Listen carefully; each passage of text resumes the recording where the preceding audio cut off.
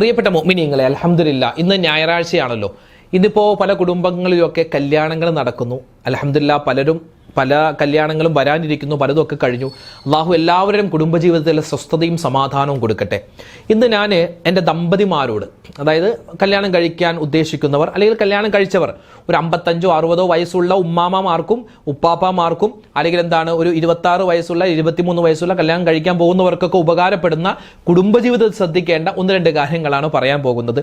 കുടുംബജീവിതത്തിൽ പ്രശ്നമാണ്, വഴക്കാണ്, പ്രതിസന്ധിയാണെന്നൊക്കെ പറയുന്ന ഒരുപാട് പേരുണ്ട്. ഞാൻ ഒരു 2 ആയത്തും ഒരു ഇസ്മും പറഞ്ഞു തരാം. ഈ ഇസ്മ ഇൻഷാ അല്ലാഹ് നിങ്ങൾ പതിവാക്കിക്കോ. നിങ്ങളുടെ കുടുംബജീവിതത്തിൽ വലിയ സമാധാനമുണ്ടാകും. ഈ ദുആ നിങ്ങൾ പറഞ്ഞോ, നിങ്ങളുടെ ജീവിതത്തിൽ സ്വസ്ഥതയുണ്ടാകും.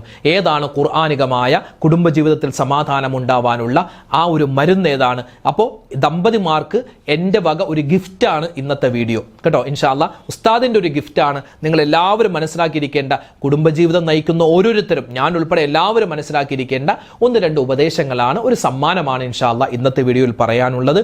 അല്ലാഹു റബ്ബുൽ ഇസ്സത്ത് ഇത് കേൾക്കാനും ജീവിതത്തിൽ അമൽ ചെയ്യാൻ എനിക്കും നിങ്ങൾക്കും തൗഫീഖ് തരട്ടെ. ആമീൻ. അപ്പോൾ നേരെ നമുക്ക് ഇൻഷാ അല്ലാഹ് സമ്മാനപ്പൊതി തുറക്കാം. അസ്സലാമു അലൈക്കും വറഹ്മത്തുള്ളാഹി വബറകാതുഹു. ബിസ്മില്ലാഹി വൽഹംദുലില്ലാഹ് വസ്സലാത്തു വസ്സലാമു അലാ റസൂലില്ലാഹി വഅലാ ആലിഹി വഅസ്ഹാബിഹി വഅത്ബാഇൽ ഫായിസീന അജ്മഈൻ. അമ്മാ ബഅദ്. ബഹുമാന സ്നേഹം നിറഞ്ഞ മുത്തു മുഅ്മിനീങ്ങളെ, അല്ലാഹു സുബ്ഹാനഹു വ തആല നമുക്ക് എല്ലാവർക്കും ഖൈറാത്തുകളും ബറകാത്തുകളും നിലനിർത്തി തരുമാറാവട്ടെ. ജീവിതത്തിൽ എന്തെല്ലാം സന്തോഷങ്ങളുണ്ടോ അല്ലാഹു തആല സന്തോഷം നിലനിർത്തി തരുമാറാവട്ടെ.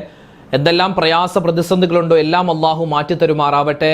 ആമീൻ യാ റബ്ബൽ ആലമീൻ. ഇന്ന് ഞായറാഴ്ചയാണ്. ഇന്ന് ഒരുപാട് കുടുംബങ്ങളിൽ കല്യാണങ്ങൾ നടക്കുന്ന ദിവസമാണ്. അൽഹംദുലില്ലാഹ്. അല്ലാഹു തആല ഇന്ന് കല്യാണം നടക്കുന്ന, ഇനി വരുന്ന ആഴ്ചകളിലൊക്കെ വിവാഹങ്ങൾ നടക്കുന്ന, നിക്കാഹുകൾ നടക്കുന്ന, കഴിഞ്ഞ ആഴ്ചയിലും അതുപോലെ തന്നെ ആരുടെയൊക്കെ കുടുംബത്തിൽ കല്യാണം കഴിഞ്ഞുപോയോ, ഇനി വരാനിരിക്കുന്നോ, കല്യാണം കഴിക്കാനിരിക്കുന്നോ, എല്ലാവരുടെയും കുടുംബജീവിതത്തിൽ അല്ലാഹു തആല സ്വസ്ഥതയും സമാധാനവും സന്തോഷവും നിലനിർത്തി കൊടുക്കുമാറാവട്ടെ. ആമീൻ യാ റബ്ബൽ ആലമീൻ. പ്രിയപ്പെട്ട മുഅ്മിനീങ്ങളെ, ഈ കല്യാണം ആവാതെ വിഷമിക്കുന്ന ഒരുപാട് പേരുണ്ട്. അല്ലാഹു തആല അവർക്കൊക്കെ ഖൈറുകൾ പ്രദാനിക്കട്ടെ. ഈ കല്യാണം ആവാതെ വിഷമിക്കുന്നവരുണ്ട്, അല്ലെ, വിവാഹപ്രായം എത്തിയിട്ട് വിവാഹം ശരിയാവാതെ സങ്കടപ്പെടുന്നവർ, അതുപോലെ തന്നെ ഈ കല്യാണം കഴിഞ്ഞിട്ട് മക്കളില്ലാതെ വിഷമിക്കുന്നവർ, കല്യാണം കഴിഞ്ഞിട്ട് ഉള്ള സന്തോഷം കൂടി പോയി ഉസ്താദെ എന്ന് പറയുന്ന ആളുകളുണ്ട്, അവർക്കും, അതുപോലെ തന്നെ കല്യാണം ഉറപ്പിച്ചു വെച്ചിട്ടുള്ള ആളുകളുണ്ട്. അപ്പം എല്ലാവർക്കും ഉപകാരപ്പെടുന്ന 1-2 കാര്യങ്ങൾ പറയാൻ ഉദ്ദേശിക്കുകയാണ്. ഒന്നാമത്തേത്, നമ്മൾ മനസ്സിലാക്കണം, കല്യാണം എന്ന് പറഞ്ഞാൽ എന്താ? വിവാഹം എന്ന് പറഞ്ഞാൽ അത് നമുക്ക് സ്വർഗത്തിലേക്കുള്ള ഒരു മുതൽക്കൂട്ടാണ്. സ്വർഗത്തിൽ നമ്മൾ ചെന്നാൽ പിന്നെ നിസ്കാരമില്ല, നോമ്പില്ല, ഹജ്ജില്ല, സക്കാത്തില്ല, ഖുർആൻ പാരായണമില്ല. അവിടെ ചെന്നാൽ പിന്നെ ഇബാദത്തല്ല. അവിടെ ചെന്നാൽ പിന്നെ നമ്മൾ ഈ ദുന്യാവിൽ ചെയ്ത നല്ല കാര്യത്തിനുള്ള, ദുന്യാവിൽ നമ്മൾ ചെയ്ത ഇബാദത്തുകൾക്കുള്ള പ്രതിഫലം നമുക്ക് കിട്ടലാണ്, പ്രതിഫലം നമ്മൾ ആസ്വദിക്കലാണ് ആ സ്വർഗത്തിൽ ചെന്നാലുള്ളത്. എന്നാൽ സ്വർഗത്തിൽ ചെന്നാലും നമുക്ക് ദുന്യാവിൽ ചെയ്ത ഒരു കാര്യം കൂടി ചെയ്യാൻ പറ്റും, അത് കുടുംബജീവിതമാണ്. ഇവിടെ നല്ല കുടുംബജീവിതം നമ്മൾ നയിച്ചിട്ടുണ്ടെങ്കിൽ സ്വർഗത്തിൽ ചെന്നാൽ അവിടെയും നമുക്ക് നല്ലൊരു കുടുംബജീവിതം ഉണ്ടാകും. അല്ലാഹു തആല നമ്മുടെ കുടുംബജീവിതം സ്വസ്ഥതയും സമാധാനവും ഉള്ളതാക്കി അനുഗ്രഹിക്കുമാറാവട്ടെ. ആമീൻ യാ റബ്ബൽ ആലമീൻ. അപ്പോൾ പ്രിയപ്പെട്ട എൻ്റെ ദമ്പതിമാരോട്, ഇന്ന് കല്യാണം കഴിയുന്നവർ, ഇനി വരാനിരിക്കുന്ന സമയത്ത് ദിവസങ്ങളിലോ മാസങ്ങളിലോ ഒക്കെ കല്യാണം നിശ്ചയിച്ച് വെച്ചപ്പോൾ വെക്കേഷൻ ടൈമാണ്. ഇപ്പോൾ ഞായറാഴ്ച തന്നെ കല്യാണം എന്ന് ആരും കരുതുന്നില്ല. ഇപ്പോൾ ഹോള് കിട്ടുന്നതിനനുസരിച്ചാണ്, അല്ലേ? ഓഡിറ്റോറിയം എന്നാണോ ഒഴിവുള്ളത് അന്നിപ്പോൾ കല്യാണം വെക്കും, അങ്ങനെയായി മാറി. എന്തുമാവട്ടെ, അപ്പോൾ ഈ കല്യാണം കഴിക്കാൻ ആഗ്രഹിക്കുന്നവരും കല്യാണം കഴിച്ചവരും എല്ലാം ശ്രദ്ധിക്കേണ്ട കാര്യങ്ങളിൽപ്പെട്ട ഒന്നാമത്തെ കാര്യം എന്താണ്? നമ്മൾ എല്ലാ കാര്യത്തിനും നീയത്ത് വെക്കാറുണ്ട്, അല്ലേ? എല്ലാ കാര്യത്തിനും നീയത്ത് വെക്കണം. എന്താണ്? ഇന്നമൽ അഅ്മാലു ബിന്നിയാത്ത്. ഒരു മുസ്ലിമായ മനുഷ്യൻ്റെ എല്ലാ കാര്യങ്ങളും അല്ലാഹു തആല സ്വീകരിക്കുന്നത് നീയത്ത് അനുസരിച്ചാണ്. നീയത്ത് വെക്കാതെ നിസ്കരിച്ചാൽ നിസ്കാരം ശരിയാവില്ല. നീയത്ത് വെക്കാതെ നോമ്പ് പിടിച്ചാൽ നോമ്പ് ശരിയാവില്ല. നീയത്ത് വെക്കാതെ ഹജ്ജ് ചെയ്താൽ ഹജ്ജ് ശരിയാവില്ല. അപ്പം എല്ലാ കാര്യവും അള്ളാഹു സ്വീകരിക്കണമെങ്കിൽ നമുക്ക് കരുതൽ വേണം, നീയത്ത് വേണം. എന്നതുപോലെ നമുക്ക് ദുന്യാവിൽ മാത്രമല്ല നാളെ ആഖിറത്തിലും ഉണ്ടാവേണ്ട നിക്കാഹ് എന്ന് പറയുന്ന പുണ്യമായ അമൽ, ആ അമലിൽ ഇറങ്ങുന്നതിന് മുമ്പ് നീയത്ത് വെക്കണം. എന്താണ്? 3 നീയത്താണ് മഹാന്മാർ പഠിപ്പിച്ചു തരുന്നത്. ഒന്നാമത്തെ നീയത്ത് എന്ന് പറഞ്ഞാൽ, കല്യാണം കഴിക്കാൻ പോകുന്നവരെ നിങ്ങൾ ഇനി ഇൻഷാ അല്ലാഹ് ഈ 3 നിയ്യത്ത് മനസ്സിൽ കരുതുക. കല്യാണം കഴിച്ചവരെ ആ സമയത്ത് നിങ്ങൾക്ക് നിയ്യത്ത് വെക്കാൻ പറ്റിയില്ലെങ്കിലും ഇന്ന് തന്നെ നിങ്ങൾ ഈ ഒരു നിയ്യത്ത് നിങ്ങളുടെ മനസ്സിൽ ഉണ്ടാവണം. നമ്മൾ 3 നീയത്താണ് എന്താണ് വേണ്ടത്. ഒന്നാമത്തേത് ഇത്തിബാഉ സുന്ന. ഈ കല്യാണം കഴിക്കുക എന്ന് പറഞ്ഞാൽ അത് നാട്ടു നടപ്പനുസരിച്ച് നടന്നു പോകുന്ന ഒരു കാര്യമല്ല. മറിച്ച് എൻ്റെ കുടുംബത്തിൽ എൻ്റെ ജ്യേഷ്ഠൻ കല്യാണം കഴിച്ചു, എൻ്റെ ഇത്താത്ത കല്യാണം കഴിച്ചു, എൻ്റെ ഉമ്മയും വാപ്പയും കല്യാണം കഴിച്ചു, അപ്പോൾ അതുകൊണ്ട് ഞാനും അങ്ങനെ കല്യാണം കഴിക്കുന്നു, അതല്ല. എൻ്റെ കൂട്ടുകാരികൾ കല്യാണം കഴിച്ചത് കൊണ്ടാണ് ഞാൻ കല്യാണം കഴിക്കുന്നത്, അങ്ങനെയൊന്നുമല്ല ചിന്തിക്കേണ്ടത്. ഈ നിക്കാഹ് എന്ന് പറഞ്ഞാൽ, കല്യാണം എന്ന് പറഞ്ഞാൽ അത് ഇത്തിബാഉ സുന്ന, നബി സല്ലല്ലാഹു അലൈഹി വസല്ലമ തങ്ങളുടെ സുന്നത്താണ്. നബി തങ്ങളുടെ മാത്രമല്ല, ലോകത്ത് കഴിഞ്ഞുപോയ 1,24,000 വരുന്ന പ്രവാചകന്മാർ അവരെല്ലാവരും ചെയ്ത ഒരു കാര്യമാണ് എന്ത്? നിക്കാഹ് കഴിക്കുക, കല്യാണം കഴിക്കുക. അതുകൊണ്ട് ഞാനും നിക്കാഹ് കഴിക്കുന്നു, ഞാനും കല്യാണം കഴിക്കുന്നു എന്ന നിയ്യത്ത് ഓരോ പെണ്ണും ഓരോ ആണും വെക്കുക. വെച്ചോ? നിയ്യത്ത് വെച്ചോ? വെറുതെ ക്ലാസ് കേട്ട് പോവല്ലേ, നിങ്ങൾ നിയ്യത്ത് മനസ്സിൽ കരുതിയോ? ഉസ്താദ്, എൻ്റെ കല്യാണം കഴിഞ്ഞിട്ട് 10 വർഷമായി, ഞാനിപ്പോൾ ഉമ്മുമ്മയായി, ഞാനിപ്പോൾ ഉപ്പാപ്പയായി, എനിക്ക് മക്കളായി, പേരക്കുട്ടികളായി, മരുമക്കളായി, അവരുടെ മക്കളൊക്കെയായി, ഞാൻ ഇനി നിയ്യത്ത് വെക്കണം. കാരണം യഥാർത്ഥ നിങ്ങളുടെ കുടുംബജീവിതം ഇവിടെയല്ല, നാളെ സ്വർഗത്തിലാണ്. അപ്പോൾ ആ സ്വർഗത്തിലേക്ക് പോകുന്നതിന് മുമ്പ് ഇവിടെ വെച്ചേ നിയ്യത്ത് വെക്കുക. ഒന്നാമത്തെ നിയ്യത്ത്, ഞാൻ കല്യാണം കഴിച്ചത്, ഞാൻ ഇനി കല്യാണം കഴിക്കാൻ പോകുന്നത്. അതായത് കല്യാണം കഴിക്കാൻ പോകുന്നവർ അങ്ങനെ, ഞാൻ ഇനി കല്യാണം കഴിക്കാൻ പോകുന്നത്. നിങ്ങൾ കല്യാണം കഴിച്ചവരോ, ഞാൻ ഉൾപ്പെടെ നമ്മളൊക്കെ നിക്കാഹ് കഴിച്ചവരാ. അപ്പോൾ ഈ കല്യാണം കഴിഞ്ഞവരെന്ത് വെക്കണം? ഞാൻ കല്യാണം കഴിച്ചത് എന്തിനു വേണ്ടി? 3 കാര്യം. ഒന്ന്, ഇത്തിബാഉ സുന്ന, നബി സല്ലല്ലാഹു അലൈഹി വസല്ലമ തങ്ങളുടെ സുന്നത്ത് ജീവിതത്തിൽ മുറുകെ പിടിക്കാനാണ്.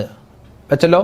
രണ്ടാമത്തേത്, ഈ ജീവിതം, ഈ കല്യാണം കഴിച്ച ഈ കുടുംബജീവിതം ഇത് ഇവിടെ മാത്രം തീർന്നു പോകുന്നതല്ല, നാളെ സ്വർഗത്തിലും എനിക്ക് ഈ കുടുംബജീവിതം വേണം.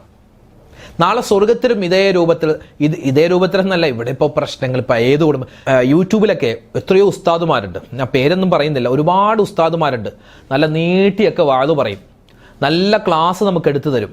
കുടുംബജീവിതം അങ്ങനെയാവണം, ഇങ്ങനെയാവണം, ഭാര്യയോട് അങ്ങനെ പറയരുത്, ഇങ്ങനെ പറയരുത്. ഞാനൊക്കെ തന്നെ എത്രയോ പ്രാവശ്യം എത്രയോ മഹല്ലുകളിൽ പോയി, നമ്മൾ തന്നെ ഈ വീഡിയോ നമ്മുടെ ചാനലിൽ തന്നെ എത്രയോ ക്ലാസ് എടുത്തിട്ടുണ്ട്. ഭാര്യയോട് അങ്ങനെ പറയണം, ഇങ്ങനെ പറയാൻ പാടില്ല, ഭർത്താവിനോട് അങ്ങനെ പെരുമാറണം, ഇങ്ങനെ പെരുമാറാൻ പാടില്ല, നമ്മൾ പറഞ്ഞിട്ടുണ്ട്. അപ്പോൾ പലരൊക്കെ വിചാരിക്കുന്നത്, അർഷദ് ബദരിയുടെ കുടുംബജീവിതം സെറ്റാണ്, പുള്ളിയുടെയൊക്കെ ജീവിതം എന്ന് പറഞ്ഞാൽ അതാണ് ജീവിതം എന്ന് കരുതുന്ന ചില ആളുകളുണ്ടാകും. ഒരിക്കലും ഞാൻ എൻ്റെ ജീവിതം, കുടുംബജീവിതം ഭയങ്കര സന്തോഷത്തിലാണ് എന്ന് വാദിക്കുന്നവനല്ല. എൻ്റെ കുടുംബജീവിതമാവട്ടെ, എൻ്റെ പെങ്ങന്മാരുടേതാവട്ടെ, എൻ്റെ അനിയന്മാരുടേതാവട്ടെ, എൻ്റെ മാമമാരുടേതാവട്ടെ, എൻ്റെ അയൽവാസികളുടേതാവട്ടെ, എൻ്റെ കുടുംബക്കാരുടേതാവട്ടെ, ലോകത്ത് ആരൊക്കെ കല്യാണം കഴിച്ചിട്ടുണ്ടോ എല്ലാവരുടെയും, എല്ലാം ആയല്ലോ, ലോകത്ത് ആരൊക്കെ കല്യാണം കഴിച്ചു എല്ലാവരുടെയും കുടുംബജീവിതം ഭയങ്കര സന്തോഷം ഒരിക്കലും ആവില്ല. കാരണം 2 വ്യത്യസ്തമായ കുടുംബത്തിൽ ജനിച്ച, വ്യത്യസ്തമായ ടേസ്റ്റുകളുള്ള, വ്യത്യസ്തമായ ശാരീരിക പ്രകൃതിയുള്ള 2 ആളുകളാണ് ഒന്നിച്ചിട്ടുള്ളത്, ആണും പെണ്ണും. 2 പേരും ഒന്നിച്ചില്ലേ? അപ്പോൾ അവിടെ സ്വാഭാവികമാണ് പല ഈഗോ പ്രശ്നങ്ങളുണ്ടാകും, പല വാക്ക് തർക്കങ്ങളുണ്ടാകും, പല മനപ്രയാസങ്ങളുണ്ടാകും, പല പിണക്കങ്ങളുണ്ടാകും, ചില വാക്ക് പ്രശ്നങ്ങളുണ്ടാകും. അത് സ്വാഭാവികമാണ്, അതുണ്ടാവണം. അതുണ്ടായിട്ട് ഒന്ന് പരിഹരിച്ചൊക്കെ പോകുമ്പോഴാണ് ആ കുടുംബജീവിതത്തിൻ്റെ യഥാർത്ഥ രുചിയും മണവും ടേസ്റ്റും ഒക്കെ നമുക്ക് മനസ്സിലാവും. അത് എപ്പോഴും ഭയങ്കര ഹാപ്പി, മോളെ മോനു എപ്പോഴും മോളെ മോനു ആണെങ്കിൽ ആ കുടുംബജീവിതത്തിൽ എല്ലാം അങ്ങോട്ട് ആയിട്ടില്ല. എപ്പോഴും പ്രശ്നം, എപ്പോഴും അടി ഇടി ബഹളം, എപ്പോഴും വഴക്ക് തീറി, അതാണെങ്കിലും അതും പറ്റൂല. എപ്പോഴും വഴക്ക്, എപ്പോഴും സ്നേഹം, അതല്ല, എപ്പോഴും സ്നേഹം ഉണ്ടാവണം. ആ കൂട്ടത്തിൽ ഇടയ്ക്കൊരു അസ്വാരസ്യങ്ങളൊക്കെ ഉണ്ടായിട്ട് പിന്നീട് അതൊക്കെ മാറി ഒന്നൊന്ന് സ്നേഹിക്കുമ്പോഴാണ് യഥാർത്ഥ കുടുംബജീവിതത്തിൻ്റെ ആ ടേസ്റ്റ് നമുക്ക് മനസ്സിലാവുക. ഏറ്റവും വലിയ ഉദാഹരണമല്ലേ മുത്ത് നബി മുഹമ്മദ് മുസ്തഫ. അതിനേക്കാൾ വലിയ ഒരു ഉദാഹരണം, അതിനേക്കാൾ വലിയ ഒരു മാതൃക നമുക്ക് എവിടെ കിട്ടും? നബി സല്ലല്ലാഹു അലൈഹി വസല്ലമ തങ്ങളുടെ കുടുംബജീവിതം അല്ലേ? ഒരു ഭാര്യയല്ല, നബി തങ്ങൾക്ക് 9 ഭാര്യമാർ അല്ലേ? ആ ഭാര്യമാർ, ഖദീജ ബീവി ആയിരുന്നു നബി തങ്ങളുടെ ആദ്യത്തെ ഭാര്യ. ആ സമയത്ത് വേറെ ഭാര്യമാരില്ല. അപ്പോൾ അതിനുശേഷം ഖദീജ ബീവിയുടെ വഫാത്തിന് ശേഷം ഭാര്യമാർ നബി തങ്ങളുടെ ജീവിതത്തിലേക്ക് വന്നപ്പോൾ എല്ലാവരോടും നബി തങ്ങൾ സ്നേഹത്തോടെ, ഐക്യത്തോടെ പെരുമാറും. പക്ഷേ ഈ ഭാര്യമാരുടെ പക്കൽ നിന്നും പലപ്പോഴും നബി തങ്ങൾക്ക് വിഷമം ഉണ്ടാകുന്ന പല കാര്യങ്ങളും ഉണ്ടായിട്ടുണ്ട്. അപ്പോൾ അവരോടൊക്കെ പൊരുത്തപ്പെട്ട് അവർ തിരിച്ചു പൊരുത്തം ചോദിച്ച്, ആയിഷ ബീവിയൊക്കെ പറയും, നബിയോട് ഞാൻ പലപ്പോഴും കയർത്ത് സംസാരിക്കാറുണ്ട്, പക്ഷെ ഞാൻ അതിനുശേഷം നബി തങ്ങളെ കെട്ടിപ്പിടിച്ചിട്ട് നബിയോട് ഞാൻ പൊരുത്തം ചോദിക്കും അല്ലേ? പൊരുത്തം ചോദിക്കും. ആ പൊരുത്തം ചോദ്യത്തിന് ശേഷമുള്ള ആ ഒരു ജീവിതം അത് ഭയങ്കര ഹാപ്പിയായ ജീവിതമാണ്. അപ്പം അതുകൊണ്ട് ഞാൻ പറഞ്ഞ എപ്പോഴും അടി ഉണ്ടാക്കണമെന്നല്ല, സന്തോഷത്തോടു കൂടി പോകുന്ന ഒരു കുടുംബജീവിതത്തിൽ എന്തെങ്കിലുമൊക്കെ പ്രശ്നങ്ങൾ ഉണ്ടാക്കിയിട്ട് വീണ്ടും ഇണങ്ങാൻ അങ്ങനെയൊന്നുമല്ല. നമ്മൾ സ്വാഭാവികമാണ്, പ്രശ്നങ്ങളുണ്ടാകും, പ്രയാസങ്ങളുണ്ടാകും. ആ സമയത്ത് നല്ല സന്തോഷത്തോടു കൂടി പോവുക. പറഞ്ഞു വന്നത്, അപ്പോൾ ഇവിടെ കുടുംബജീവിതം നയിച്ചു. ഇതെന്ത് വേണം? എനിക്ക് നാളെ സ്വർഗത്തിലും വേണം. ഇതാണ് രണ്ടാമത്തെ നിയത്ത്. മൂന്നാമത്തേത്, എനിക്ക് നല്ല സന്താന പരമ്പരകൾ വേണം. എനിക്ക് നാളെ സ്വർഗത്തിൽ എൻ്റെ കൈ പിടിച്ചു കൊണ്ടുപോകാൻ എനിക്ക് നല്ല മക്കൾ വേണം. അതൊരു നിയത്താണ്. മക്കൾ തരട്ടെ, മക്കളെ അള്ളാഹു തരുന്നതാണ്. അള്ളാഹു തരട്ടെ തരാതിരിക്കട്ടെ, അത് അള്ളാഹുവിൻ്റെ വിഷയമാണ്. അള്ളാഹുവിലേക്ക് നമ്മൾ ഏൽപ്പിക്കുകയാണ്. നല്ല മക്കൾ ഉണ്ടാവണമെന്നാണ് ഓരോ ദമ്പതിമാരും എന്ത് ചെയ്യേണ്ടത്? മനസ്സിൽ കരുതേണ്ടത്. അപ്പോൾ ഈ 3 നിയത്ത് ഇൻഷാ അല്ലാഹ് മറന്നു പോകണ്ട. ഇനി നല്ല കുടുംബജീവിതം ഉണ്ടാവാൻ ഭാര്യ ഭർത്താക്കന്മാർ എപ്പോഴും ശ്രദ്ധിക്കേണ്ട ഒരു കാര്യം, ഒന്നാമത്തേത് നല്ല ദുആയാണ്. റബ്ബനാ ഹബ് ലനാ മിൻ അസുവാജിനാ വദുർരിയാതിനാ ഖുർറത അഅ്യുനിൻ വജഅൽനാ ലിൽ മുത്തഖീന ഇമാമാ. ഈ ഒരു ദുആ നമ്മൾ പഠിച്ചു വെക്കുക. രണ്ടാമത്തേത്, അള്ളാഹുവിൻ്റെ അർശുമായി ബന്ധപ്പെട്ടിട്ടുള്ള, അള്ളാഹുവിൻ്റെ സിംഹാസനം, അള്ളാഹുവിൻ്റെ അർശുമായി കണക്റ്റഡ് ആയിട്ടുള്ള ഒരു ആയത്തുണ്ട്. ആ ആയത്ത് നമ്മൾ സ്ഥിരമായി ഓതണമെന്നാണ്. ഓതിയാൽ, ഭാര്യ ഓതിയാൽ ഭർത്താവിനും, ഭർത്താവ് ഓതിയാൽ ഭാര്യയ്ക്കും അതൊരു കാവലാണ്. രണ്ടുപേർക്കും നല്ല സുന്ദരമായ ജീവിതം നയിക്കാൻ, ഒരു വഴക്കില്ലാതെ, ഒരു പ്രശ്നമില്ലാതെ നല്ലൊരു സന്തോഷമുള്ള കുടുംബജീവിതം ഉണ്ടാവാൻ, നല്ല ഒരു ഖൈർ നമ്മുടെ കുടുംബജീവിതത്തിൽ ഉണ്ടാവാൻ ഈ ആയത്ത് പതിവാക്കണമെന്നാണ് മഹാന്മാർ പറഞ്ഞിട്ടുള്ളത്. ഏതാണത്? വിശുദ്ധ ഖുർആൻ സൂറത്തു ആലി ഇമ്രാനിന്റെ 18ാമത്തെ ആയത്താണ്. ഏതാണത്? ഷഹിദല്ലാഹു അന്നഹു ലാ ഇലാഹ ഇല്ലാഹു വൽ മലായികതു വ ഉലുൽ ഇൽമി ഖായിമൻ ബിൽ ഖിസ്ത് ലാ ഇലാഹ ഇല്ലാഹു വൽ അസീസുൽ ഹകീം. സൂറത്തു ആലി ഇമ്രാനിന്റെ 18ാമത്തെ ആയത്ത് ഒന്ന് ഓതിയാലോ? ഷഹിദല്ലാഹു അന്നഹു ലാ ഇലാഹ ഇല്ലാഹു വൽ മലായികതു വ ഉലുൽ ഇൽമി ഖായിമൻ ബിൽ ഖിസ്ത് ലാ ഇലാഹ ഇല്ലാഹു വൽ അസീസുൽ ഹകീം. ഈ ആയത്ത് ഇൻഷാ അല്ലാഹ് മുറുകെ പിടിച്ചോ. ഒരു ദിവസം ഒരു പ്രാവശ്യമെങ്കിലും ഈ ആയത്ത് ഓതിക്കോ. നമ്മുടെ കുടുംബജീവിതത്തിൽ വലിയ സമാധാനവും സ്വസ്ഥതയും ഉണ്ടാവാൻ ഇത് നല്ലതാണ്. കൂട്ടത്തിൽ ഭാര്യ ഭർത്താക്കന്മാർ പരസ്പരം പറയേണ്ട ഒരു ഇസ്മ, അതേതാണ്? 2 ഇസ്മുകളുണ്ട്. ഒന്നാമത്തേത് യാ വദൂദു യാ അല്ലാഹ്, യാ വദൂദു യാ അല്ലാഹ്. അതുപോലെ യാ ഖവിയ്യു യാ അല്ലാഹ്, യാ വദൂദു യാ അല്ലാഹ്, യാ ഖവിയ്യു യാ അല്ലാഹ്, യാ വദൂദു യാ അല്ലാഹ്, യാ ഖവിയ്യു യാ അല്ലാഹ്. ശക്തനായ അല്ലാഹ്, ഇണക്കം തരുന്ന അല്ലാഹ്, അതാണ് ഇതിൻ്റെ അർത്ഥം. യാ വദൂദു യാ അല്ലാഹ്, യാ ഖവിയ്യു യാ അല്ലാഹ്. ഇതെല്ലാ ദിവസവും നമസ്കാരത്തിന് ശേഷം 11 വട്ടം ദമ്പതിമാര് പറഞ്ഞാൽ ഇൻഷാ അല്ലാഹ് അവരുടെ കുടുംബജീവിതത്തിൽ വലിയ സ്വസ്ഥതയും സമാധാനവും അല്ലാഹു കൊടുക്കുന്നതാണ്.